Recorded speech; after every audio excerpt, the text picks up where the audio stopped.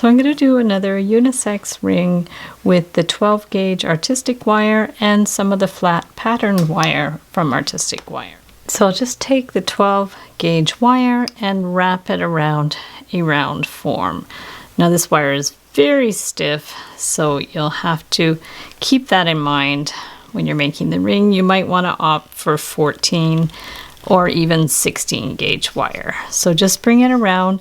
You want to make sure the round form is the size that you want for your finger. Bring that all the way around like that. And then from there, we're just going to clip the ends flush. So you really don't have to worry about this holding its shape because it's super stiff. So don't use your best cutters. Just cut it at the back. Bring it down here. Cut them so they end more or less at the same place, and then here you can actually file these ends. So if you have a reamer or a Dremel to file the ends, that's great, and if you don't, just use a regular file and just go carefully to file the ends. It helps if you put it on a solid surface and just go back and forth like that. So if the width of this is 1/4, we're going to cut this to about 3/4 of an inch. So add about 1/2 inch to what the width of your band is. So just bring it to here, 3/4 of an inch. And then with your cutters, you can score it. Just give it a little pinch and then take your flat pliers and just bend it and it'll snap in the right place. If you have a jewelry saw, go ahead and use your jewelry saw. And then from here, we want to hold it with the flat pliers and then bend it in.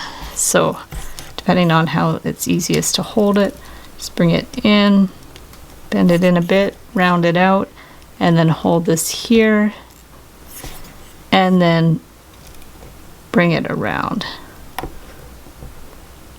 Bring that one around here so it's somewhat centered. If you need to adjust it a little bit, you can. This stuff is pretty stiff, but it's nice to experiment with.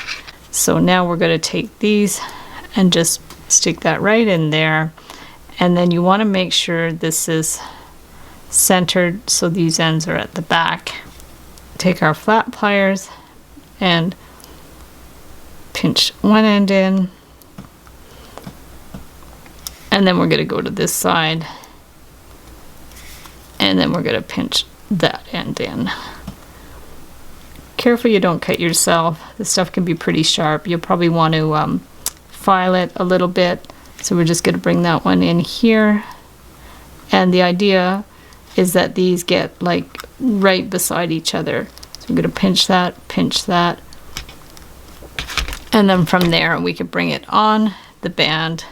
And if you want to like tap it a little bit with a hammer, you can. So there you have your funky ring, and the ends are just there at the back and they're softened because they've been filed. So if you want to do this with the 16 gauge wire, it's easier to work with. So just go around, and you could bend it around more than 3 times because the wire is thinner. So just go around however many times you want. So you want to go around 4 times, just bring these ones right to the back. And then just make sure it's nice and tight.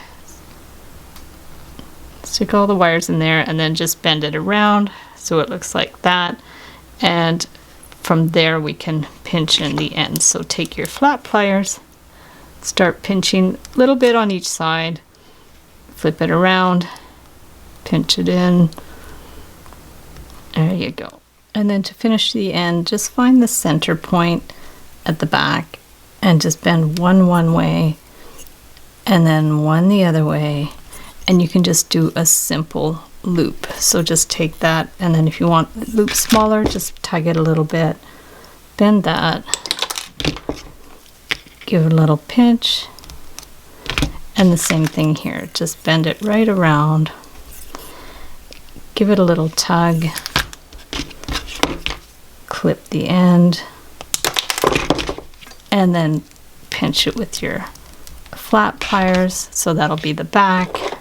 Put it back on the ring cone, And there you have another funky ring, and the ends are a little more finished.